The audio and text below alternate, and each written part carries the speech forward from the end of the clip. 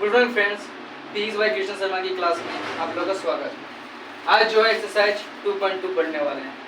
पिछले क्लास में हम लोग जैसे कि पढ़े थे एक्सरसाइज 2.1 के क्वेश्चंस को देखे थे, बहुपद क्या होता है उसको समझे थे। अब जो हम लोग पढ़ना है वो है एक्सरसाइज 2.2 में क्या करना है कि उसका शून्य को ज्ञात करना है। तो जो कि क्लास 9 में हम लोग सीख चुके हैं शून्य कैसे ज्ञात किया जाता है। क्लास 8 में भी जानते हैं, ये बहुपद का जो है क्लास 7 से ये स्टार्ट हो चुका है, 7, 8, 9, 10। बट इसमें क्या होता है, सिंपल सिंपल वर्ड्स में पढ़ना होता है। क्लास 10 में थोड़ा हाई पढ़ना होता है। आज देखिए इसमें क्या है कि क्वेश्चन दिया निम्न द्विघात बहुपदों के शून्य ज्ञात किए। सबसे पहले हम लोग इसमें सीखेंगे कैसे बनाना है उस चीज को, कि उसका शून्य कैसे ज्ञात करना है वो देखेंगे। उसके बाद शून्यकों तथा गुणांकों के बीच संबंध की सत्यता की जांच करना है। क्या बोल रहा है दोस्तों यहाँ पे, शून्य जो ज्ञात किए हैं तथा गुणांकों के बीच जो गुणांक आएगा उसका संबंध क्या रिलेशनशिप है, और वो रिश्ता जो हम लोग बनाए हैं वो सही है कि गलत है, उसको जांच भी करना है। तो जांच में सही हो गया तो आंसर सही है। इसमें होता है ना, कोई चीज का रिसर्च करते हैं तो वो चीज को पहले जांच किया जाता है, जांच करने के बाद उसको लागू होता है। उसी प्रकार यहाँ पे बोला है क्वेश्चन को बनाने के बाद उसको प्रूफ करना है कि आंसर जो हम बनाए हैं वो गलत है कि सही है। अगर सही होगा तो आंसर मैच कर जाएगा। ठीक है, तो देखते हैं सबसे पहले हम लोग सीखते हैं कि शून्य कैसे ज्ञात करना है। तो देखिए यहाँ क्वेश्चन दिया है, लिए क्वेश्चन x² - 2x - 8, जो क्वेश्चन नंबर 1 दिया हुआ है कि x² - 2x - 8 दिया हुआ है। इसको सबसे पहले क्या करना है, शून्य ज्ञात करना है। तो शून्य कैसे ज्ञात करते हैं, तो शून्य ज्ञात करने का सबसे बड़ा कोशिश तरीका कराना है कि जो ये 8 रहेगा और ये संख्या को सबसे पहला क्या करना है, इसके साथ मल्टीप्लाई करना है। तो यहाँ कोई भी संख्या हो सकता है, यहाँ भी फिलहाल क्या है 1 है, तो 8 को 1 से मल्टीप्लाई करें तो कितना हो जाएगा दोस्तों, 8 होगा। कितना हो जाएगा, 8 को 1 से करें तो कितना हो जाएगा, 8 होगा। तो 8 हो गया, 8 का क्या करना है, एलसीएम निकाल देना है। 8 का क्या निकालना है दोस्तों, एलसीएम। एलसीएम निकालना क्या हो जाएगा, अब आज से निकालते हैं। 2 हो गया, फिर 4 हो गया, फिर 2 से लगाएंगे तो फिर 2 हो जाएगा, फिर 2 से लगाएंगे तो फिर 1 हो जाएगा, अर्थात क्या हो गया 3 टाइम्स 2। अब यहाँ दोस्तों ध्यान देना है कि ये जो 8 आ गया, अब ये मल्टीप्लाई करने पे क्या आएगा, 8 ही आएगा। अब यही तीनों संख्या को उल्टा फुल्टा करके किसी तरह करके यहाँ पे जोड़ने या घटाने से कितना आना चाहिए, -2x, यही तीनों संख्या से, क्योंकि ये हम जानते हैं ये गुना करने पे अब ये क्या आएगा, 8 ही आएगा। अब इसको क्या करना है कि ये संख्या को जोड़ के घटा के क्या आना चाहिए, 2x आना चाहिए, इसी संख्या से लेना है। तो हम लोग क्या करेंगे, 2 दूना 4, 2 2 जा क्या हो गया 4 हो गया, और ये 2 हो गया, तो -2 करेंगे दोस्तों, तो 4 में 2 जाएगा, कितना बचेगा 2 बचेगा।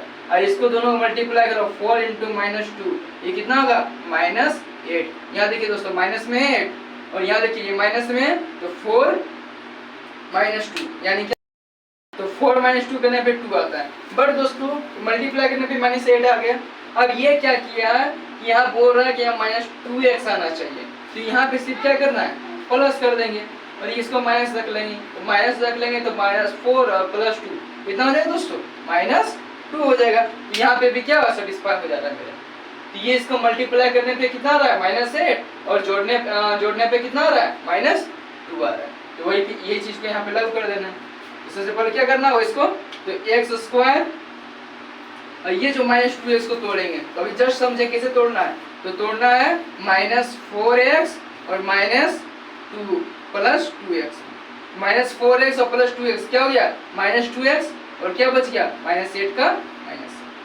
अब क्या करना है दोस्तों कि इसको ये दो साइड को और ये दो साइड को एक टर्म में बढ़ा देना है। तो इसको इसके साथ और इसको इसके साथ, इसको इस तरह करके ब्रैकेट लगा सकते हैं, आसानी होगा।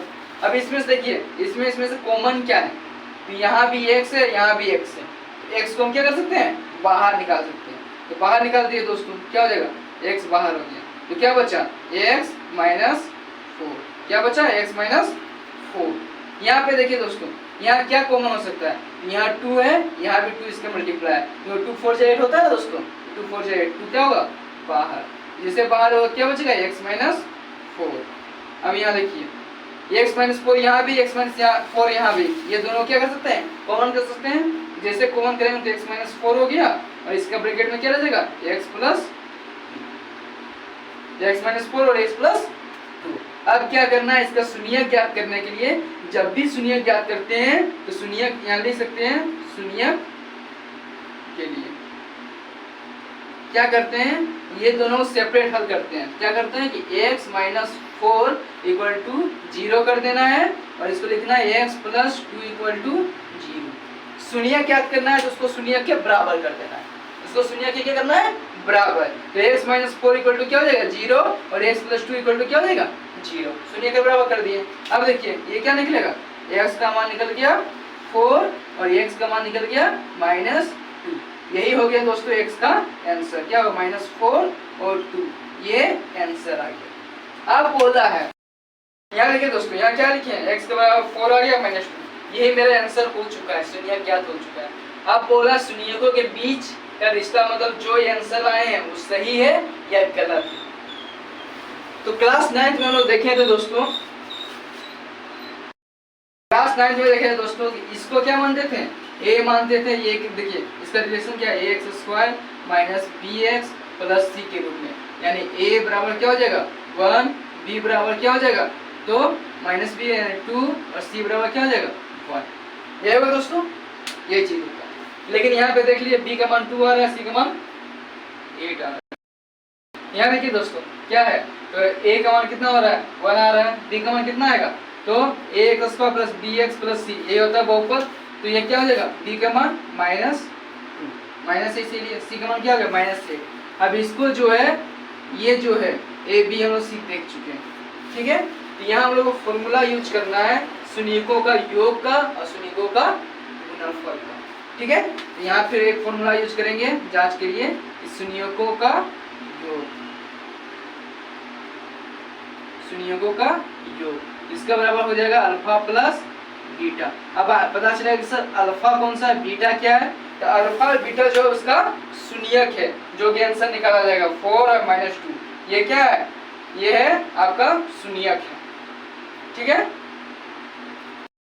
नहीं दोस्तों क्या होता है, शून्यकों का योग बराबर अल्फा प्लस बीटा। अल्फा क्या होगा, जो हम लोग निकाले देंगे जो शून्यक 4 माइनस 2, अल्फा हो जाएगा 4 और माइनस 2 हो जाएगा क्या बीटा। जो मान निकाले देंगे वही अल्फा और बीटा होता है। तो शून्यकों का योग बराबर अल्फा प्लस बीटा, ये होता है माइनस बी बाई ए। तो माइनस बी क्या है, तो माइनस बी जो है वो है एक्स का गुणांक। क्या है दोस्तों, एक्स का गुणांक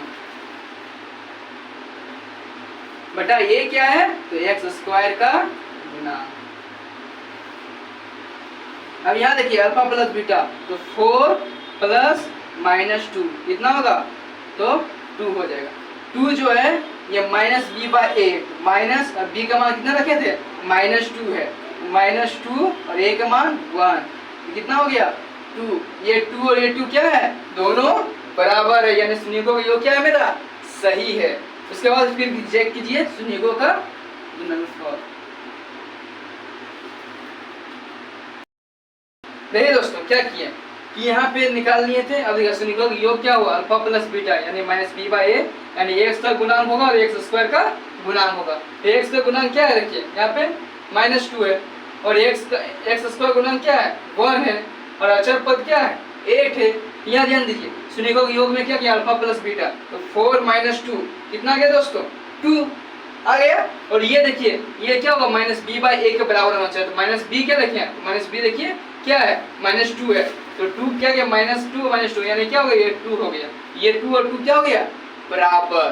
फिर तो ये बराबर हो गया यानी शून्यकों के योग मेरा क्या है सही है। शून्य गुणनफल देखते हैं तो 4 इंटू माइनस 2 क्या हो गया माइनस 8, यानी माइनस 8 और माइनस 8 क्या हो गया दोनों बराबर है। इसका मतलब ये क्या है, देखिए माइनस 8 जो है अचर पद है, अचर क्या था माइनस 8 था और एक्स का गुणांक क्या है 1 है, तो ये क्या होगा माइनस 8 बराबर माइनस 8। यहाँ पे हम सिर्फ समझाने के लिए किए इसे। यहाँ हम चाहेंगे तो डायरेक्टली शॉर्ट में देख सकते हैं शून्यकों का योग जो होगा 4 प्लस माइनस 2 इक्वल टू 2।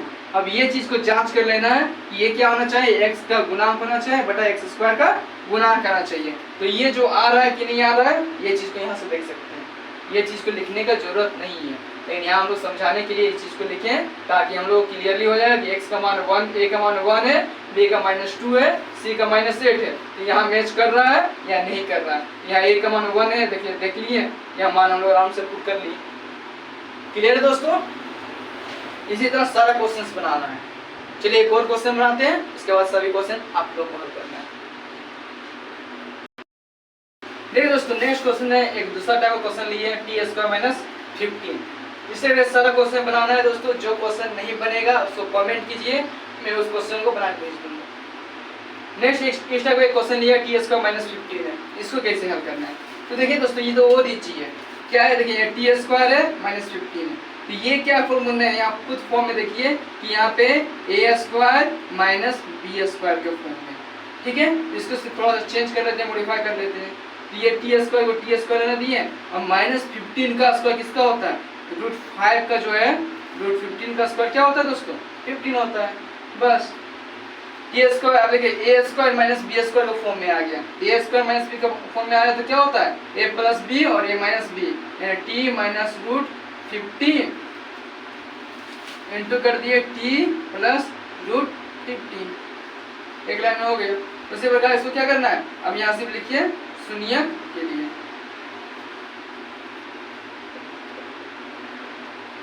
शून्य के लिए क्या करना है, तो t माइनस 15 को रूट 15 क्या करना है, इसको टू 0 कर देना है, और फिर कर देना है t plus root 15 is equal to 0। एक मान क्या हो जाएगा t का रूट 15, क्योंकि ये इधर आएगा तो क्या हो जाएगा प्लस में आएगा, और ये जब t का मान निकालेंगे तो उधर जाएगा तो क्या हो जाएगा माइनस। यही हो गया, यही t हम लोग t का क्या मान हो गया, मान 2 हो गया, एक रूट 15 और एक हो गया माइनस रूट 15। ये मेरा आंसर हो चुका। अब इस चीज को क्या करना है, फिर चेक करना है, फिर चेक करते हैं। तो शून्यकों का योग देखिए, शून्यकों का योग अल्फा प्लस बीटा यानी root 15 plus plus minus root 15, तो क्या हो जाएगा दोस्तों रूट 15 प्लस माइनस, ये क्या हो गया 0।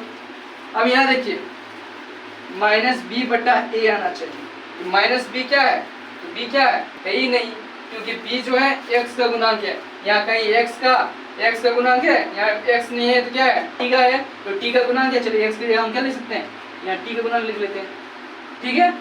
और यहाँ पे क्या हो जाएगा t स्क्वायर गुणांक हो जाएगा, क्योंकि यहाँ t के टर्म में है तो t का लिख लेंगे, फिर यहाँ पे क्या लिखेंगे t स्क्वायर का गुणांक।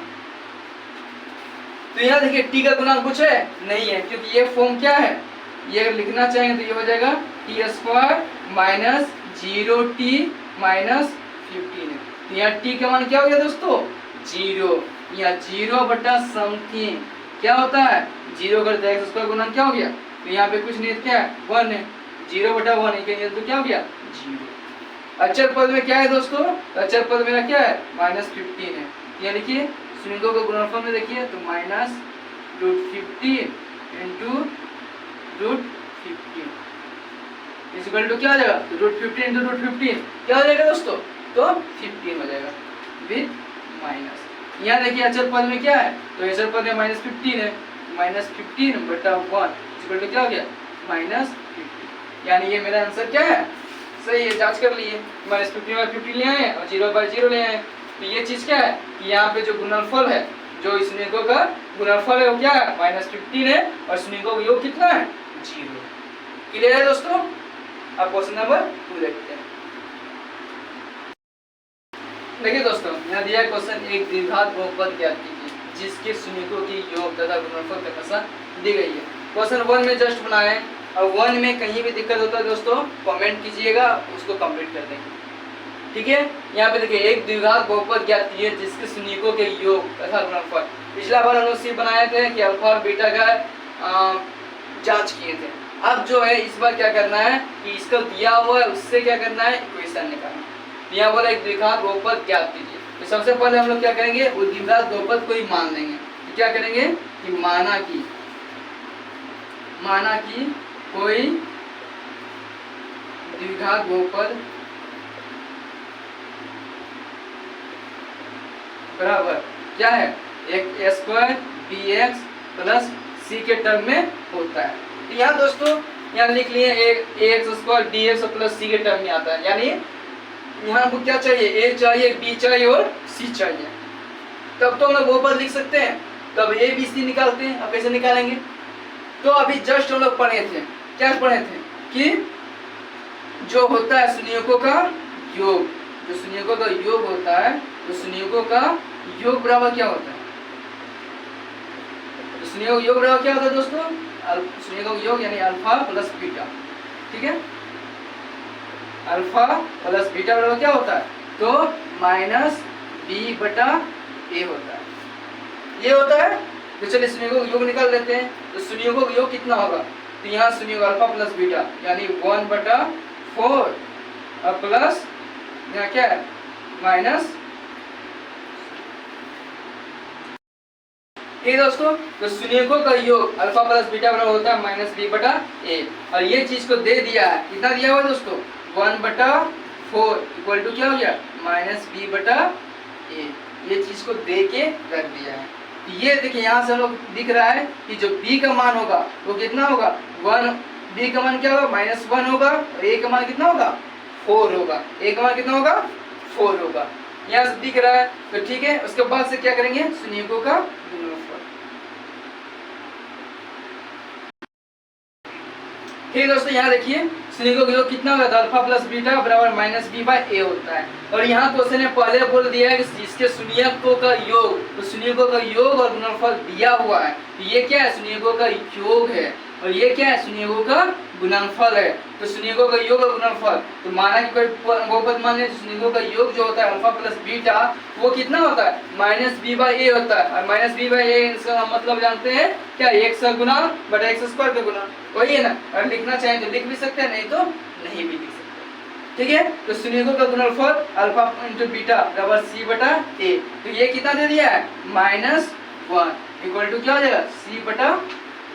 अब दोस्तों यहाँ पे थोड़ा लग रहा है कि -1 है, यहाँ पे c बटा a है, तो यहाँ पे देखिए यहाँ a का मान जो है वो यहाँ पे देख लिए कि 4 है, यहाँ पे a का मान 4 है, तो यहाँ पे a का मान भी आना चाहिए, तो वहाँ नीचे क्या आना चाहिए दोस्तों 4 आना चाहिए, ठीक है। तो उसको ये -1 को थोड़ा मॉडिफाई कर लेते हैं, a का मान 4 लिख लिए, तो इसको हम -4 यहाँ कर देंगे दोस्तों, 4/4 क्या आएगा -1 नहीं आएगा, कट के इसको जब डिवाइड करेंगे 4/4 तो ये क्या होगा -1 आ जाएगा। तो यहाँ पे क्लियरली दिख रहा है कि a का मान कितना हो गया 4, c का मान कितना हो गया -4, और b का मान कितना हो गया -1। यहाँ देख सकते हैं, यहाँ a बराबर कितना हो गया दोस्तों 4, b बराबर कितना हो गया -1, और c बराबर कितना हो गया -4, ठीक है। इसलिए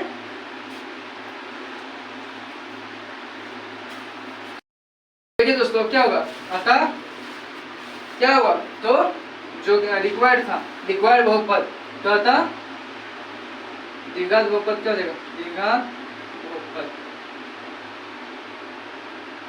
अतः द्विघात बहुपद क्या हो जाएगा, द्विघात बहुपद जो लिखे थे हम लोग ax² plus bx plus c। अब इसके जगह मान पुट कर देना है, तो एक मान एक की जगह क्या हो गया 4x² प्लस b की जगह कितना है -1 माइनस x हो जाएगा, और c का मान कितना दिया है -4 ये हो गया हम लोग का द्विघात बहुपद, यही मेरा आंसर हो जाएगा। क्लियर दोस्तों, ठीक है। एक और क्वेश्चन देखते हैं, उसके बाद आप लोगों को प्रैक्टिस करना है। नेक्स्ट क्वेश्चन देखो दोस्तों, नेक्स्ट क्वेश्चन दिया है √2 और 1/3। फिर उसी तरह अपनाना है एकदम सेम टू सेम प्रोसेस। माना कि कोई बहुपद बराबर क्या होगा ax² plus bx plus c, और प्रश्न में जो दे दिया है जानते हैं शून्यकों का योग यानी alpha plus beta equal to क्या होगा -b बटा a, ठीक है। शून्यकों के योग का पहले लिख दिया कितना √2, ठीक है। √2 इक्वल टू क्या कर दिया -b बटा, ठीक है दोस्तों। अब यहाँ पे थोड़ा सा समझ में नहीं आएगा, इसको एकदम यहीं पे रखना, एक लाइन जगह छोड़ देना है, फिर नेक्स्ट पोर्शन में देखना है। जहाँ पे रूट पोर्शन आ जाएगा या फिर 1 आ जाएगा तो उसको एक लाइन छोड़ देना, उसमें थोड़ा सा सोचना है। यहाँ पे एक लाइन छोड़ दीजिए, उसके बाद नेक्स्ट पोर्शन में जाइए, एक लाइन छोड़ दीजिए, ठीक है। फिर देखिए यहाँ पे क्या है शून्यकों का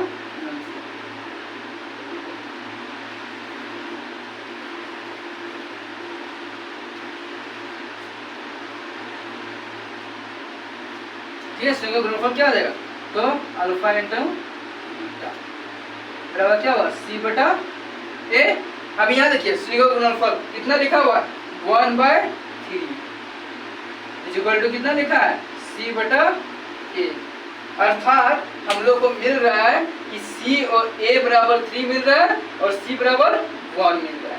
तो ए का मान ये पता चल गया कि 3 होगा। ए का मान कितना होगा दोस्तों? 3 होगा। तब यहाँ पे क्या होगा कि ए का मान 3 लाना है हमको। ये से देख के पता चल रहा है 3 लाना है। सी का मान तो वो क्लियर हो गया। बी का मान भी कंफ्यूजन है। यहाँ पे √2 देख के मत मार देना है कि √2 होगा, क्योंकि ये जानते हैं √2 क्या है? एक अपरिमेय संख्या है और अपरिमेय संख्या को कभी भी p/q में डायरेक्टली लिख नहीं सकते हैं। दोस्तों क्या करना होगा? दोस्तों कुछ चेंज करना होगा और फॉर्म में बदलना होगा। तो यहाँ पे क्या होगा कि क्योंकि क्लास 9th में नहीं, क्लास 10th में ही पढ़ चुके हैं 1.3 में कि √3 एक अपरिमेय संख्या है, √5 एक अपरिमेय संख्या है, उसको प्रूफ किए थे। तो अभी हम लोग क्या करना है, इसलिए वो p/q के रूप में होगा नहीं, उसको क्या करना, मॉडिफाई करना होगा और उसके बाद p/q के रूप में लिखना पड़ेगा। तो यहाँ a का मान क्या हो गया? 3 है। c का मान क्या है? 1 है। तो यहाँ a का मान जब यहाँ 3 लिखेंगे, यहाँ कितना कर देंगे? 3। तो मल्टीप्लाई भी क्या करना होगा दोस्तों? 3 से। जैसे मल्टीप्लाई 3 से करेंगे तो हमको क्या मिल जाएगा? देखिए, क्योंकि ये 3 3 कटेगा फिर वही आ जाएगा मान। तो यहाँ क्या हो जाएगा दोस्तों? 3 = 3। ठीक है दोस्तों, यहाँ पे देखिए -p/a वो मान लिख लिया 3√2/3। यहाँ तक क्लियर है। अब यहाँ से क्या क्या मिल रहा है? तो यहाँ a बराबर क्या मिला दोस्तों? तो a का मान देखिए, a का मान मिल रहा है 3। b का मान क्या मिलेगा? तो b का यहाँ क्या है? माइनस में है, यहाँ क्या है? प्लस में, यानी माइनस में ले जाना है। तो -3√2 और c का मान जो होगा, तो c का मान क्या मिल गया दोस्तों? यहाँ देखिए 1। उसके बाद क्या लिखना है फिर से? अतः बहुपद क्या हो जाएगा? अतः बहुपद बराबर a² जो माने थे उसको पहले लिख लेना है। ये बहुपद को माने थे, इसका मान एक जगह पुट करना है। एक मान क्या होगा निकला है? 3। यहाँ 3 लिखिए, 3x²। फिर b का मान क्या है? b का मान माइनस में है, यहाँ माइनस लिखना है, प्लस माइनस माइनस हो जाएगा। तो क्या हो जाएगा? -3√2। इसके बाद x प्लस c का मान कितना है? 1 आया, 1 लिख दीजिए दोस्तों। जैसे देखिए क्या था बहुपद, जो बहुपद को माने थे x² + bx + c, उसको लिख लेना है। और उसके बाद क्या करना है? a का मान हम लोग निकाले, कितना निकाले? 3। तो वो चीज को 3 लिख दिए। b का मान कितना लिखा है? माइनस निकाले हैं, माइनस में लिखना है। और c का मान 1 लिखना है, तो c का मान 1 लिख दिए। अभी क्या हो गया? यही जो मेरा क्या है? रिक्वायर्ड बहुपद हो गया, जिसको हम लोग निकालना था। ठीक है, ये 3x² - 3√2x + 1। अगर इस चैप्टर में कहीं भी दिक्कत है तो कमेंट कीजिए, फिर मैं उसके लिए वीडियो बना दूंगा। वीडियो अच्छी लगे like, share, subscribe and comment करना ना भूलें। Thank you.